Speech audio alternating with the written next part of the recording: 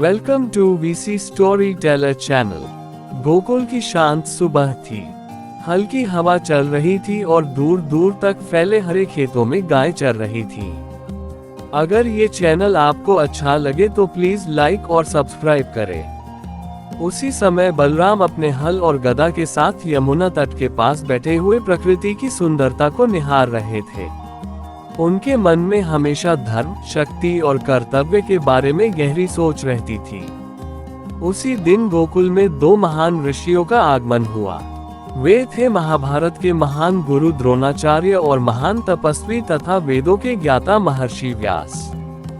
जब ये समाचार गोकुल में फैला तो सभी लोग उनके दर्शन के लिए उत्साहित हो उठे। बलराम को भी जब ये पता चला तो वे विनम्रता के साथ उन दोनों महान ऋषियों से मिलने के लिए पहुंचे। बलराम ने दोनों ऋषियों को प्रणाम किया और उनके चरणों में बैठ गए। द्रोणाचार्य ने बलराम को देखकर मुस्कुराते हुए कहा, बलराम, तुम्हारी शक्ति और पराक्रम के बारे में मैंने बहुत सुना है। वीडियो अच्छी लगे तो प्लीज लाइक और सब्सक्राइब करें। लेकिन मैं ये जानना चाहता हूँ कि तुम्हारे अनुसार सच्ची शक्ति क्या होती है। बलराम ने विनम्रता से उत्तर दिया, गुरुदेव, केवल बाहुबल ही शक्ति नहीं होता। यदि किसी व्यक्ति के भीतर संयम, करुणा और धर्म का पालन करने की क्षमता हो तभी वह सच्चा शक्तिशाली होता है। ये सुनकर महर्षि व्यास बहुत प्रसन्न हुए। उन्होंने कहा, तुम्हारा विचार बहुत गहरा है बलराम।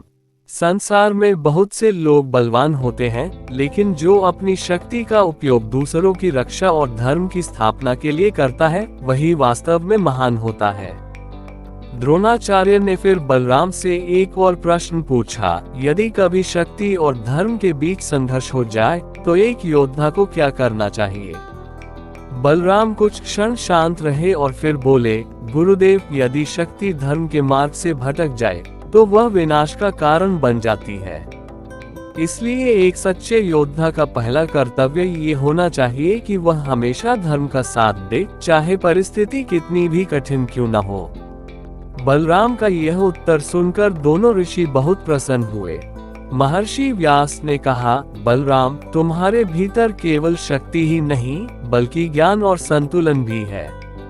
यही गुण किसी भी महान व्यक्ति को समाज के लिए आदर्श बनाते हैं। इसके बाद तीनों के बीच लंबे समय तक धर्म, कर्तव्य और जीवन के उद्देश्य पर गहन चर्चा हुई।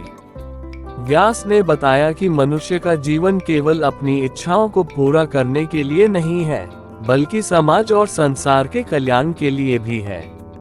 द्रोणाचार्य ने बलराम को ये भी समझाया कि एक सच्चा योद्धा वही होता है जो युद्ध में जीतने से पहले अपने मन और अहंकार पर विजय प्राप्त करे, क्योंकि जो व्यक्ति अपने मन को नियंत्रित कर लेता है वह किसी भी परिस्थिति में सही निर्णय ले सकता है।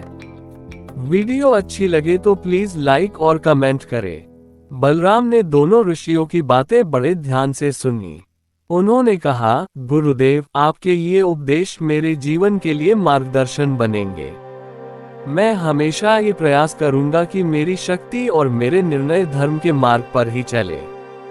ये सुनकर महर्षि व्यास ने आशीर्वाद देते हुए कहा, बलराम, तुम्हारा जीवन लोगों के लिए प्रेरणा बनेगा। जब शक्ति के साथ ज्ञान और विनम्रता जुड़ जाते हैं तब वह व्यक्ति समाज में सच्चा नेतृत्व करता है। उस दिन गोकुल की पवित्र भूमि पर हुआ ये संवाद केवल तीन महान व्यक्तियों की बातचीत नहीं थी, बल्कि यह धर्म, शक्ति और कर्तव्य की एक ऐसी सीख थी जो आज भी हमें प्रेरित करती है। दोस्तों, बलराम, द्रोणाचार्य और महर्षि व्यास के इस धार्मिक संवाद से हमें ये संदेश मिलता है कि जीवन में केवल ताकत या ज्ञान ही पर्याप्त नहीं होता। जब शक्ति, विनम्रता और धर्म का संतुलन बन जाता है तभी व्यक्ति वास्तव में महान बनता है और समाज के लिए एक सच्चा मार्गदर्शक साबित होता है।